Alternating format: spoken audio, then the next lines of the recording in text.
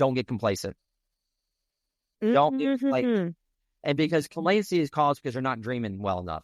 Once you start dreaming, even just because you got to reach the goal today does not mean that's not a goal that you want today, because we're totally evolving.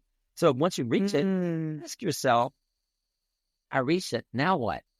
Keep thinking, keep dreaming.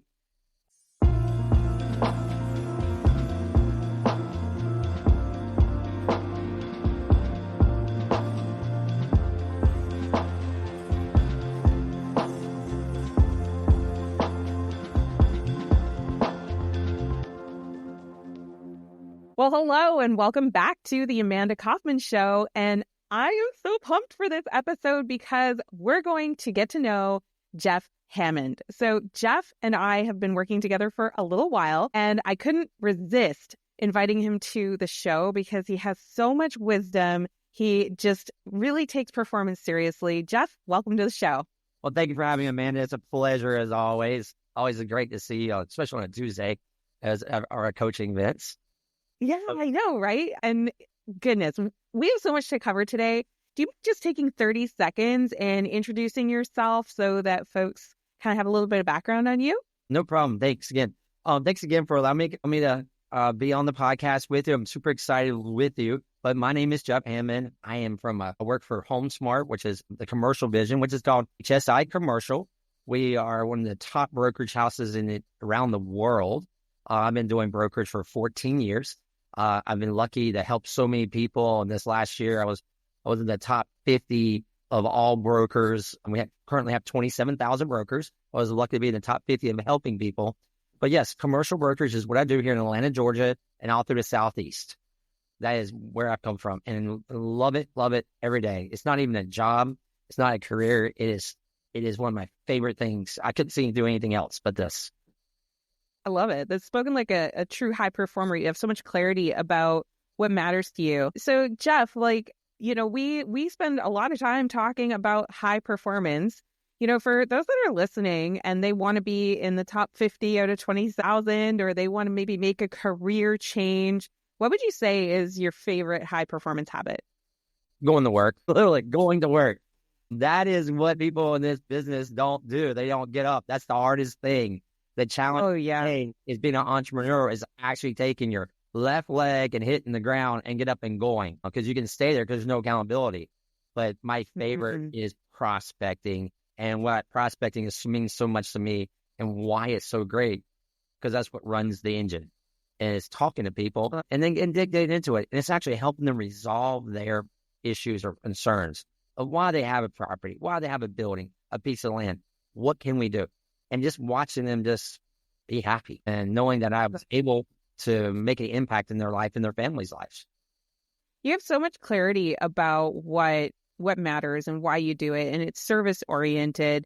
One of my favorite things about coaching is people, the peopling and the connection that we get to do. So, that word prospecting can kind of scare people, but, a lot of my listeners, they're entrepreneurs, and they actually will do almost anything to avoid opening conversations with other people, even though they know the truth that which is when you make that connection, you are in service to other people. So can you just maybe give me a tip or two on how to approach prospecting? A lot of people are doing it for a coaching business, but you need this for lots of different kinds of business, and you've gotten so good at it. What would you say are your top tips? My top tips is, one, you got to love it. You got to have the mindset. You got to block your time out and ask yourself why you're doing it. Is it what goals are there? And when I ask you what are you doing, are you really genuinely just there to try to make a dollar? Or are you really just trying to help someone resolve something? Second is, what are their motivation? And in my case, I let the cat out of the bag. I call people that get the property sold, the been on the market and expired, or for sale by owners. Those are more warm calls. It's very rare that I call the lady or gentleman down the street at some random property because I just want to buy it or something. Those people, they have no interest in selling. Usually it takes so long. But look and spot who is truly making an impact that you can impact, who is interested in doing business with. That is the biggest thing from using your phone. Then when you're out in public, you walk up and you meet someone. Most people are scared to strike up conversation. They call themselves introverts and everything else. No, just, it's easy. I give you the biggest tip. Just go up to somebody and say, where are you from? And then just listen. Because people love to talk about themselves, Amanda, and you will learn so much more about them. But, my other tip would be, don't ask them what they do for a living. People want to talk, they do enough at work. They don't want to talk about work. They want to talk about themselves and their family. And that's part of engaging with the relationship that you're developing there from a network standpoint. But prospecting can come from all different places. But really, at the end of the day, is getting there, being disciplined, knowing how many dollars that you're going to make each day, staying with that, and then going from that level. And we can talk about more depth about systems and how that kind of impacts it. But but that's the biggest thing. To be in the service industry, you want to serve. And serving is one of the most important things. And if you're not willing to serve our community, then this is not the business for you, the business I do. So just like in coaching, like you're coaching, for example, yeah, you probably can, one of your colleagues made a lot of significant amount of money doing something before, and now he's coaching and he makes a lot less. But the reason he makes a lot less, he gets up every day, he spends a lot more energy, but he does it because he loves serving people. And that's the key. And if you can do something every day, and that to me is amazing. God serves us, and Jesus served us. We need to be his loyal servants in the same way. And that's the mentality that I have. Yeah, I love this highlighting of, you have a service business, so lead with service. And it's so easy to forget that. You said something at the earlier part of this about, just try not to think of it like you're just going out to get money. I think that's probably one of the things that a lot of service, especially helping entrepreneurs, they have this mindset of like they want to be of service, but they're so worried about what other people think of them for having systems and for having the follow through. So like, what would you say to somebody who's worried that they are still going to be thought of as maybe money hungry or being disingenuous? What would you say to that person? I would say they put a fear into their mindset, and that they made something to tell them no. They were giving themselves a reason why. The only things we were born with to be scared of in this world is loud sounds and fear of falling. That's the only thing we were born in. Everything else is man-made. So we put that in ourselves to tell us why we don't want to do something. It's the old adage, put your hand on the stove burner and you can sit it there and you're not going to move it until it actually burns you. So it's the same thing. People are scared of change, scared of failure, scared of the unknown. They're just making things up, excuses. Sometimes they just don't want to do it. Then just say that, that's. Well, you're a guy that I know can really activate your courage. Like it's true. You've done like skydiving, for example. Yeah. So you were literally leaning into one of those innate fears of falling. Can you tell me a little bit about like what possessed you to want to do something like skydiving? Skydiving, I did it 20 some odd years ago, and then I just always kind of wanted to do it again, and to be able to do it by myself. And a friend of mine has her what they call AFA, which is their accelerated free fall license. And I just wanted to do it. And when I did it and studied on it, it was one of the most impactful things. It was a total different mindset. And I have a really good friend that was in the special forces, and he said he could just see how I changed mentally from it. Because what you're doing there is you're defying death every time you go out there. You're laughing in death's face. So you get that rush. But once you get past the initial adrenaline rush, you still have it. Then you get to do something other people all over the world. You get to go play in the air and to put it together. And it's just great. I mean, a lot of people look at skydivers like they're crazy and fun. Yes, it's all fun and games on the ground. But as soon as you walk on that tarmac, it is serious business, because you can hurt someone else in the air, you hurt yourself. But to go back to your original question, why? What I learned from it was I can overcome anything. If I can go jump out of a plane, what's next? And then the other thing, a byproduct I got out of it, was my adrenaline. Because your adrenaline is rushing, you got to stay calm in the air. Same thing there. It's here in business, and there's people upset you and everything in business, at home.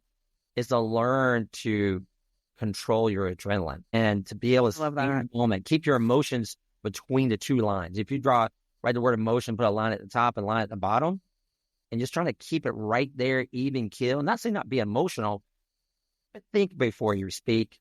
Really think about what's going on, internalize it, that's what you get out of skydiving that you can play.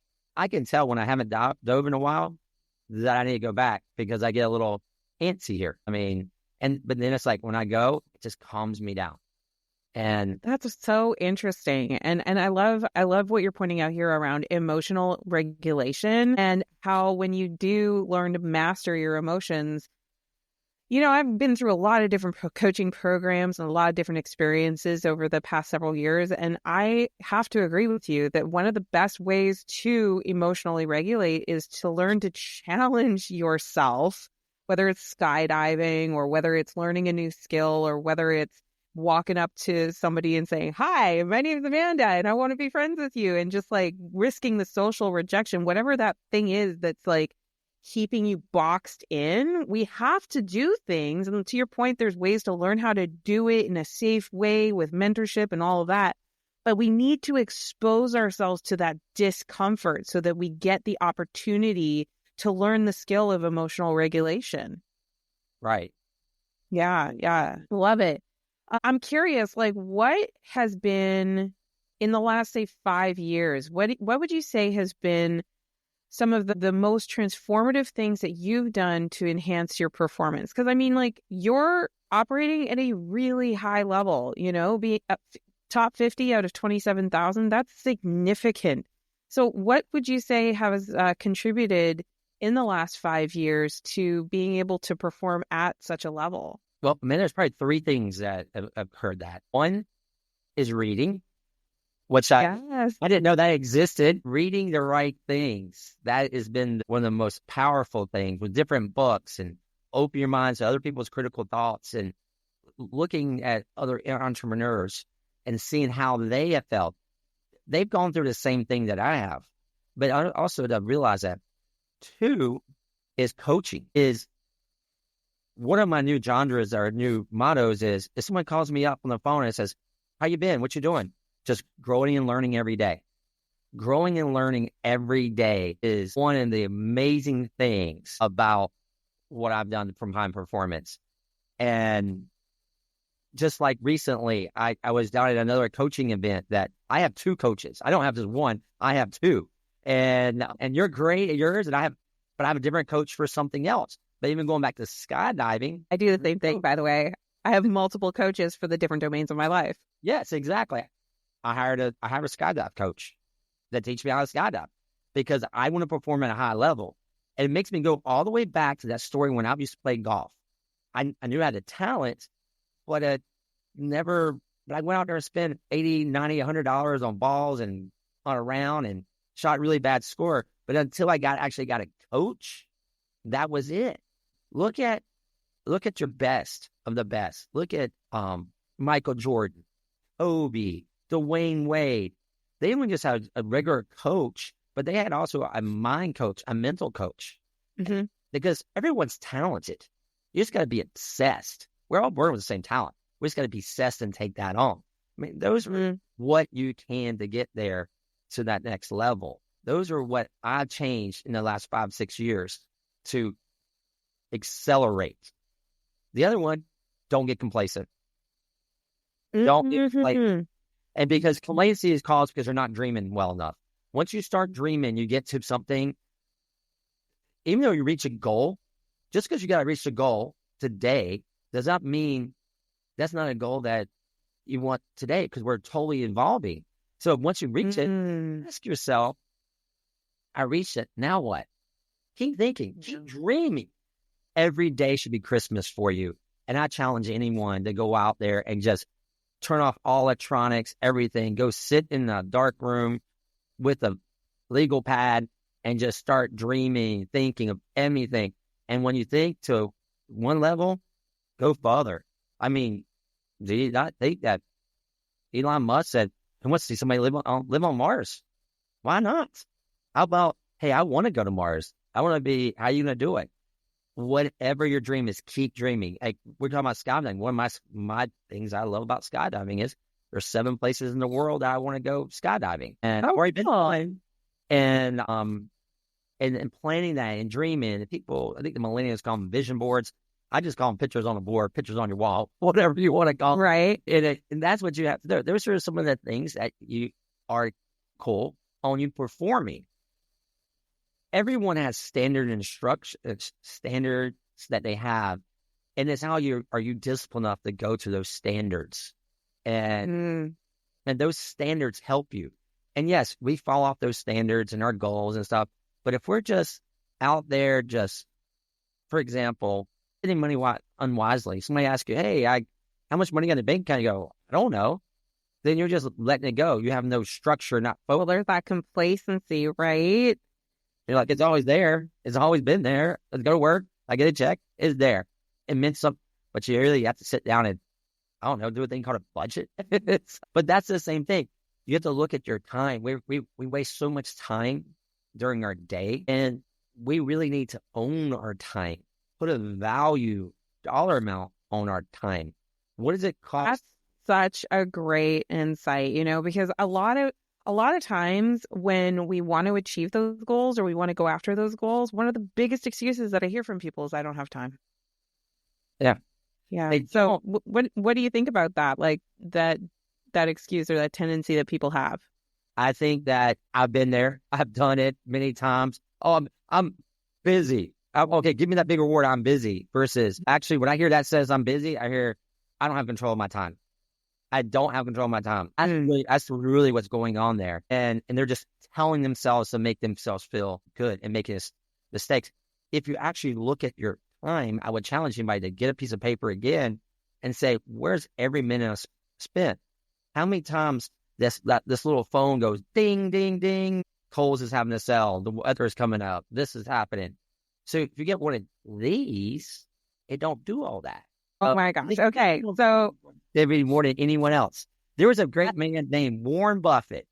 He said the iPhone was going to be the biggest problem in the world because it was going to be distracting. And he was right. So he went back to a flip phone. If one of the richest men in the world has a flip phone, don't you think I want to do that? And guess what? When this rings, you know what it makes the sound it says? Money, money, money. That's awesome. Jeff, one of the things that really surprised me when we spent some significant time together was you were telling me about your system that you used to track your prospects, your leads, the people that you were going to talk to, and you were telling me about it, and it was paper-based. And I almost fell off my chair when you told me that. And then I thought later, I'm like, that's freaking genius, because a lot of times, I know you're implementing some additional systems, but you got to a pretty high level with a paper system. So do you mind just telling us a little bit about that system, how it came about? And, I think it'll really inspire a lot of new entrepreneurs who are intimidated by tech or who think that they have to have something that maybe they can't afford or that they can't figure out yet. You did it with paper. So do you mind telling us about that? No, not at all. So the paper system was pretty simple. It was for prospects, previous customers, and current clients I like to do business with. And we call it the flip and turn method. And a gentleman kind of showed us how to do it. And I just took it, add a little extra edge, but I just took folders 1 through 60, print off the V card from Outlook and just dropped it in the folder. So when I walk in today, I know day one, I pick up there and say, what's in there? And I call Amanda Kaufman about her building that she has at 123 Main Street. And then I put it right back and I go to next tomorrow's Tuesday all the way through for 60 days. So, or 45 days. So every 60 days I'm calling him, but there's only 45 work days. So I got 45 folders. And then to stay with, I see. And then to stay in contact with my clients every 2 weeks, I've got folders 1 through 10. So I talk to them every 10 days or every 2 weeks. And it's great, but with anything else, and my prospecting is the same thing. The name and number, a little bit of information, and calling that. But where I looked at it was, this was great. It was like a true Rolodex, and I have paper stacked. But I said, if I want to go somewhere else, I need to take a pause. Because I had a TV in the 1990s. I had a 60-some inch TV in the 90s. But I have a TV now. It's a 60-inch TV now in 2024. But it's still a TV. But the technology is better. I can see better. Mm-hmm. I can view it better. I got all the clarity, all the bells and whistles. But still a TV. but it was never taking me to the next. So with systems, the acronym is save yourself time and energy. And when you look at that, what I've done now is taken and started digitizing some of my information. But I'm also 10Xing my information now in prospecting, where I'm having others do some of the heavy lifting of finding my information, my numbers. I'm letting the computer come in and telling me, here's who you need to call today, Jeff. And it's a little bit easier for me on a CRM. It is nothing. You can use Outlook. You can use Phone Burner, which is one I use. But what I got out of it was multiple things. Was being told for years and years and years to use it. But I was like, why should I change here? I made money, but then think about things in the past. Kmart didn't change. Yours didn't change. Guess where they're at? They're dinosaurs. A lot of people on here probably don't even know what Kmart or Sears is. UPS, they had to change. We changed so much. So I'd say, what do I need to change? Because I'm going to get passed by. Am I really and plus I said, am I really helping my clients? That's one of my things. And one of my things I realized was I want to talk to my clients a little bit more versus every 2 weeks. I wanted to be more engaged with them.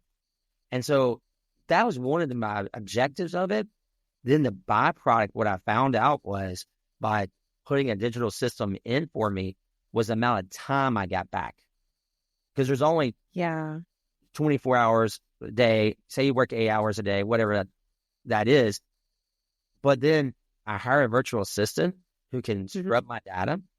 Then when I'm calling, I'm actually calling the person I'm supposed to call. I'm also having to email the person versus making 70 dials and then only actually 17 people or 20 people were those 70 dials. How much time did it cost me in that? And that's what the aha moment was recently. And I had to have a paradigm shift. Fought it, but it came to a point where numbers don't lie. I was plateauing. And I'm like, wow. That's the key. That's the key. Like what you're reminding me of is a little saying that I share with my clients all the time, which is it's a great strategy to start, but is it going to scale? And I think sometimes we rob ourselves of progress. And this is one reason I really loved your paper system. You call the flip and turn. Is that what you call it? Flip and turn? Yeah. I loved it because I work with a lot of coaches that are starting and they have a hard time gaining traction because they're trying to do scalable systems like the ones that you're implementing now, but they're trying to do that before they've ever made a dial, before they've ever tried to reach out to someone. And what helped me start my business way back was, and I'm techie, like I'm natively techie. I love tech, but I was so overwhelmed by all these systems and what was optimal and what was scalable that I just wasn't starting and I was kind of sabotaging my progress. So I created this, I call it the grid, and it's kind of a flip and turn sort of a thing. It's just laid out on a piece of paper instead of being a bunch of paper. But that was like the little nudge that I needed to make things really simple, kind of getting back to what you said earlier about having the legal pad in the dark. By getting down to like a clipboard based system, it allowed me to really like feel and understand the system of prospecting and how people react to me reaching out and following up and, actually moving the names down through pipeline physically helped me understand later. Then when I went to go digitize and use scalable systems, I think there's a much stronger understanding of how that digital system works. Because as soon as you put it into the computer, it's out of sight and out of mind. Whereas when you have that paper, you can really sort of see the pieces move around. So yeah, I appreciate what you're saying though, that my clipboard only took me so far. And at some point I had to decide, am I going to stay at this level or in the same number of hours per day? Could I start to scale my time and increase my time? So I went through a very similar experience in my own business of needing to digitize and needing to automate more. Yeah. Yeah, it's interesting. That's a great, I love your story, but in going on with what you're saying is new entrepreneurs, they come in, they try to buy that Cadillac at first or get that Lamborghini. Dude, you got to learn how to drive. And my whole, and a very simplistic thing is you had to learn what 2 + 2 + 2 is before you could use the calculator. So doing the systems, you need to know a calculator because anybody can type in whatever. But that calculator comes out. How do you know what's right or not if you haven't done the foundation to know what 2 plus 2 is? So if it pops up 6, you think that's right because its calculator said it? So that's exactly what you're saying is, and that's where a lot of people is, you need to know, because not only are you the entrepreneur, you are the boss. You are the employer. And to be able to look and run, because if you don't know your numbers, that's going to be important. If you don't know what goes in behind it, it's going to cost you more money. And being a high performance person is to slow down for a moment and think, to ask, what if? Break it all the way down to the minute level and then slowly add things to it. That is one of the things you have to do on the business standpoint. And that's with anything. But people just don't slow down and think. Then once again, they say, what? Too busy. You're not too busy. You're just not valuing your time. And if someone can actually talk to me about that, because, we've talked a lot about valuing your time, having like solid self-regard and self-respect. Tell me about that. Like, what role has kind of working on that and showing up with high value for your time? How has that affected your outcomes? My outcomes have changed. It's actually gone into a different thing. You had suggested me to look at getting them, what is my hourly rate? And then say, I want you to be productive for 4 hours. I'm like, what? 4 hours? But when you actually think about it, why is it 8 hours versus 4 hours? 8 hours because of the Hawthorne effects and what a person is being productive, manual production. But I'm using my mind. My mind is a computer machine, and I need to use it correctly at the right point of the day and take those breaks. But if I turn off all the distractions, such as your iPhone, computers, and really lock and hone in, I am more productive. For example, if someone actually looked at how many minutes and they did the challenge and say how much they want to make per year, back it down to 252 days to 8 hours, etc., and that's going to give you an hourly rate. But if you really want to fine tune it, what is your rate per minute? So when you do rate per minute, and say you're an $800 hour performer, well, someone calls you up and it's just your friend John, and he wants to talk to you about whatever, Jane, fantasy football, and family picnic, but during your productive time, and it takes 15 minutes, you got to ask yourself, was that worth $200 on my time? That's freaking gold, right? Because you're right. Like, was that worth $250? But also, there's that additional effect where if you had the deep work concentration that you needed, there's been plenty of studies that show that just getting one interruption, it can cause you to lose 22. So I love that valuation of it per minute, because it's just like that reminder. It's like, would you pay $250 for this experience? No, maybe you might want to consider how you're setting yourself up for success. Yes, and that definitely, I mean, you have that, because it's this thing that somebody just went and took $200 from you. You're going to be upset. I would assume, I mean, nobody, whoever it is, still going to be upset that they just took that from you. So you got to guard that 4 hours of your time. Prospecting is what you guard more than anything else, because that is what makes your company go. Sales makes your company go. And like my father had told me that a long time ago. I said, why does salesman be the highest paid, Dad? And I was a teenager. He says, how do you think your company grows if you don't have sales? You don't have revenue. It's the point of commitment. It's where people decide to choose you, Pikachu. If you don't prioritize selling, then what are you doing? How are you going to serve people? Right. Absolutely. You got to serve it. And you're talking about service. One of the things too is to get to that next level of high performance mindset, you have to do some really hard thinking of, such as, who are my friends? Am I training my friends? And who are they? I mean, if you're hanging out with a bunch of retired guys that want to play golf every day, they have all the time till they go meet their maker. They're not doing any value for you. So if you're producing, you need to ask. If you got someone's bringing drama in your life, they got to go. Really do your checking. And that can be hard for people. It is. But here's something I struggle with, but here's what I have to do. I have to go up to such a person and say, look, I'm really going to hone in on my business for the next 3 months. And I just want to let you know right now. And then I'm going to be dark. And if I call you, I'll call you. But I'm not mad, but I'm just going to do it. Now, I have to explain myself, but it's a courtesy. Because if you matter to them, they're going to be there in 3 months for you. If they don't matter, they're the ones who go, where you been? You don't call where. Guess what? You don't need those people in your life. You need to look at the local people. And, one of my weaknesses, and I'll raise my hand out there, is being a traveling salesman, doing what I do. I stop in, start working, grab a beer or two at the local watering hole a couple times a week. I have to rein that in. I actually have to protect Sunday through Thursday. Friday, Saturday, go to your local watering hole.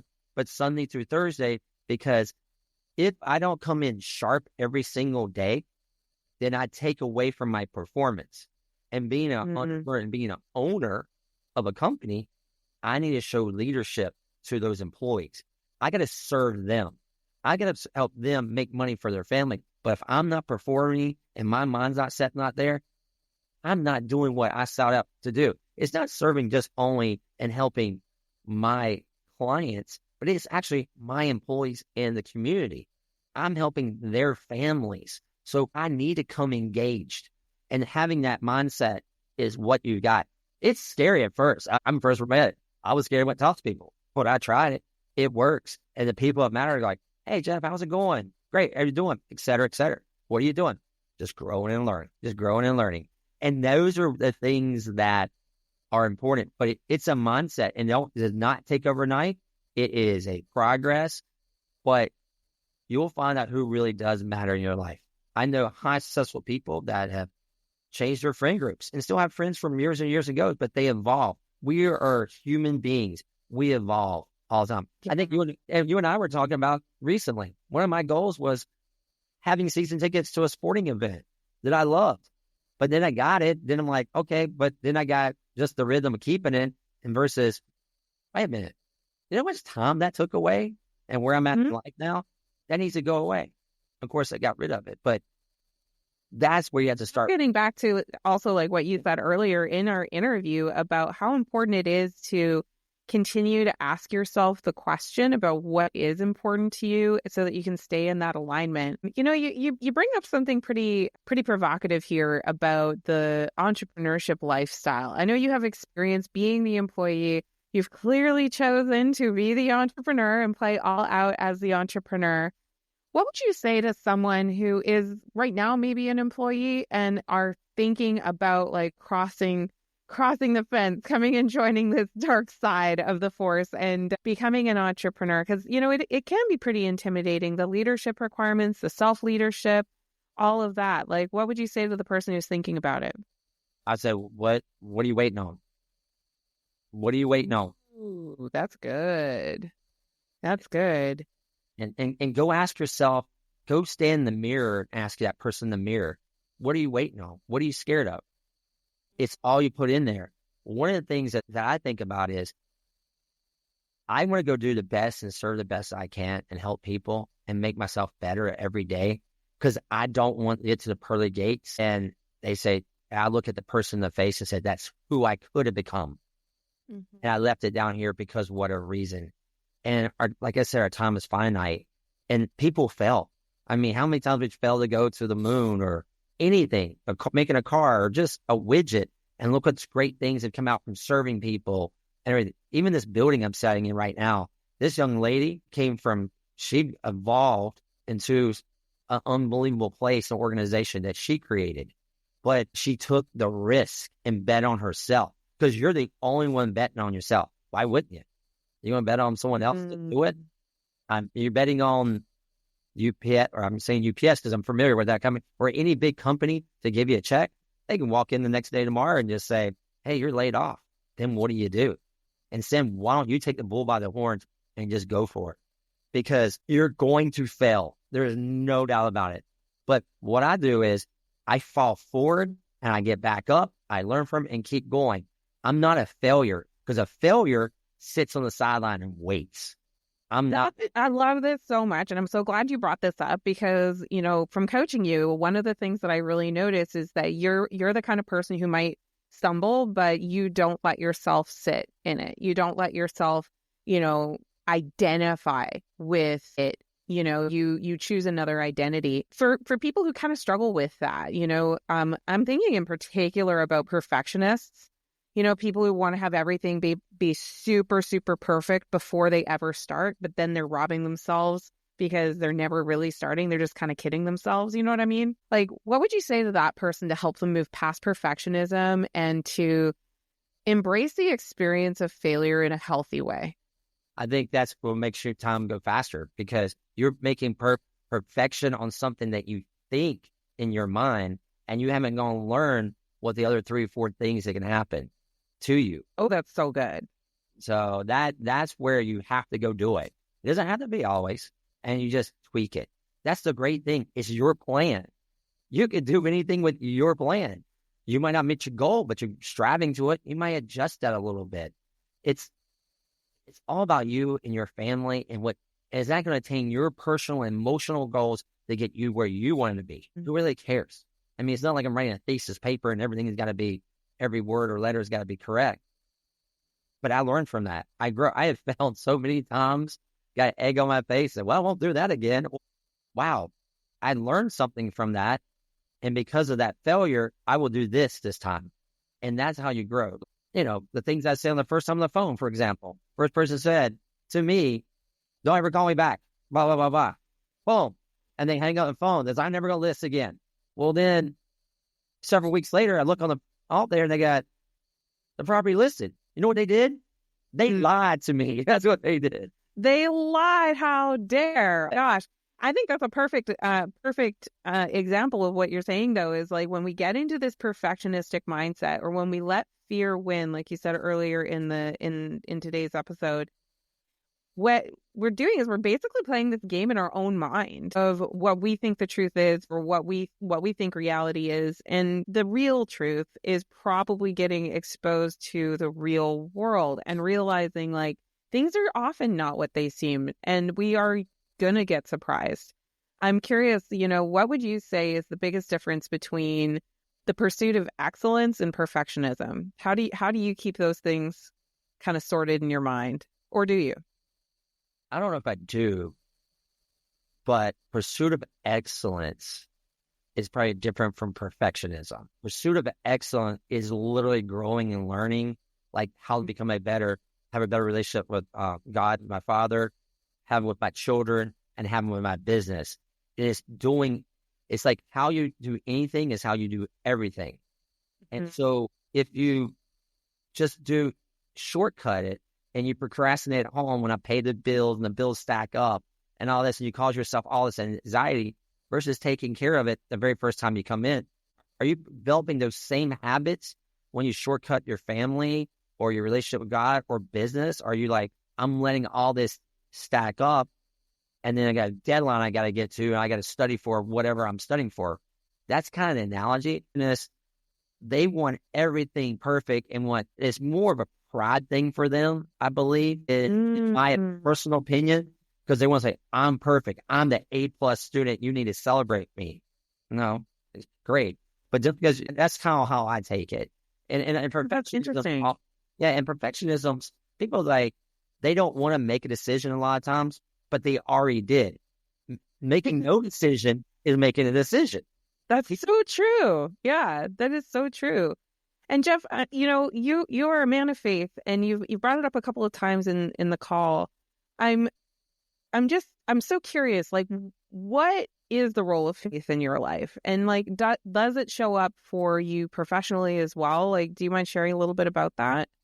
Oh yeah, I mean, when I gave myself to the Lord, this young lady, and I got down, and I always was the Joyce Meyer calls it the check mark Christian. I went to church, check mark. I prayed, check mark. I got check mark. But I was never embraced and fell in love with God. I had the best. Interesting. And the romance is that I'm not embarrassed to pray in front of people and talk about it, because he put the suit on me. It's his money, not my money. He gives me a chance. He gave me skill sets to learn, to bless other people. He gave me a gift of speaking, I really believe, and the mind to help other people and other families resolve problems. It's just like yesterday. I had a gentleman call me over the past week, said that, and he's a very spiritual guy, and said, Jeff, I prayed for some help on a project that he was doing. And I said, show me the person. Well, God told him to call me. He called me, And I sat down with him, but it was not because of my knowledge, and I didn't think about it. So I asked God, who should I talk to? Well, I had a dream about this gentleman. He was one of my clients. I called him today, and to come to find out, he had so many different things that he was a perfect fit. So God uses you in so many different ways where potentially these two gentlemen can get together and just go. And the gentleman that was there, and he's a true believer, when he passes away, his company's going to probably be worth over almost $1 billion. But when he passes, he doesn't want any money in his bank account because he wants to give it away to everyone, and everyone meaning people that help. His biggest focus right now is helping children that do not have food to eat, from reduced and free lunches. And if you really think about that, we can talk about blue people, red, what side of the fence you are, and go down. We can't agree. But do you want to see a child go hungry?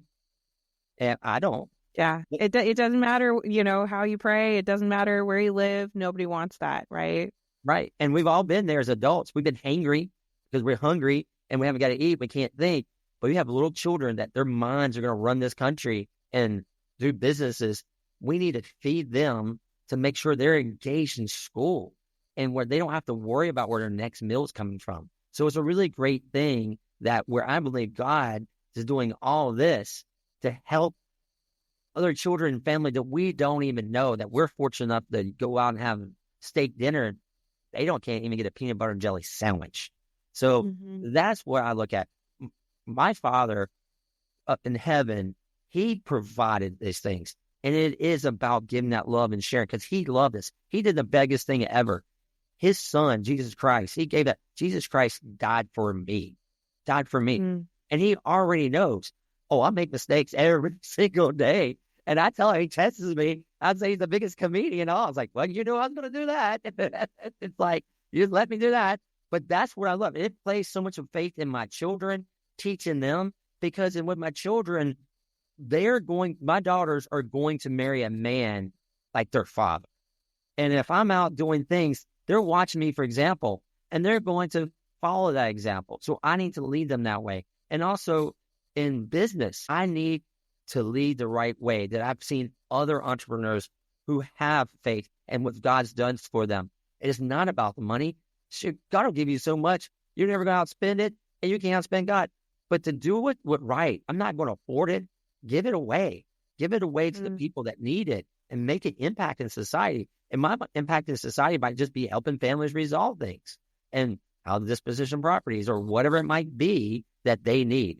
And that's where I really believe that I truly believe where God was at. I did not embrace that. So basically when I met you, believe it or not, God put you in my life for a reason. Through one of our mutual colleagues and introduced you. And I was bragging about you, and I got down on my knees with a young lady on the phone and gave myself to the Lord and everything. I asked him to show me, and he showed up and showed me. And ever since then, it's just energizing and being around you and enjoying it. But God put you in my life right now for a reason, and it is taking off. There's no doubt. I'm more successful now and learning and growing every day because of it's just God. There's no other way. He knows what the path is. He knows our true path. He's the one who designed it. I love that. I love how you describe this, and thank you so much for sharing your thoughts around the role of faith, because there's a lot of ways to do it. There's a lot of different belief systems, a lot of different religions, but I really appreciate you sharing your perspective on this, because it very clearly shows up in, how you do life. Not just like what your specific beliefs are, but just that you have such strong beliefs that are allowing you to, trust when things don't turn out the exact way that you think that they were supposed to, but then also have awe and regard for like, wow, look at this amazing connection that I was able to make and be a part of that's going to have such a huge impact. Like that capacity to think so much bigger is a really beautiful thing. So I really appreciate you sharing that perspective. Jeff, what is the best way for people to follow you or to find out more about what it is that you do? I'm not a big social media person, of course. I got a flip phone, but You can find his flip phone at. Yeah. You actually can call me. I have a hsicommercial.com is our website here in Atlanta, Georgia. We're a nationwide company, but my direct phone number is 210-889-6819. Once again, that's 210-889-6819. You can call. I do control my time. I won't call you on the weekends, very rare. So I'm spending time with my family, but no, call me anytime, and I would love it. And even just kicking around an idea or questions and stuff like that. But if I could tell everyone, if they could do one thing two things is let fear go. It's what you put in your mind, and every day go out there and grow and learn. And that's what is going to get you to learn how to serve others too. So. I love this. I love this. Jeff, thank you so much. This was such a pleasure to get to dig in deeper with you today. And hey, listener, go ahead and share this with 3 of your friends. You know, Jeff is a really incredible high performer. We talked about a lot of different secrets for things that could really help your friends. So go ahead and share this episode with 3 of them. And then do us a favor, go ahead and subscribe and leave a 5-star review. It helps other people find the episode and, of course, get more traction in what they are wanting to do that matters. Thanks for joining us, and we'll see you next time. Thank you, Amanda. It was great. And thank you for the pleasure. And anyone reads this, just skip to the end and call Amanda. She's a life changer. She will change your life and take you to the next level that you never knew. Thanks again. Thank you, Jeff. Thank you.